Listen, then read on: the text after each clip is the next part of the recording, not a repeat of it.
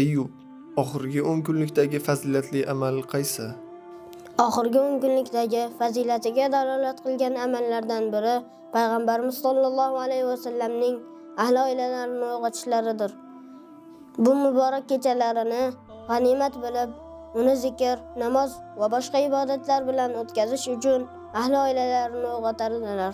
Bunga dalil Sahihaynda kelgan hadisda Payg'ambarimiz sollallohu alayhi vasallam oxirgi 10 kunlik boshlansa bellarini bog'lar, tunlarini ibodat bilan bedor o'tkazar va ahli oilalarini uyg'otardilar. Aqlli kishi bu berilayotgan qimmatli imkoniyatlarini qo'ldan bermay, o'zi va ahli oilasi uchun foyda olishi juda muhim va zarurdir. Chunki bu kunlar sanoqli o'tkinchidir.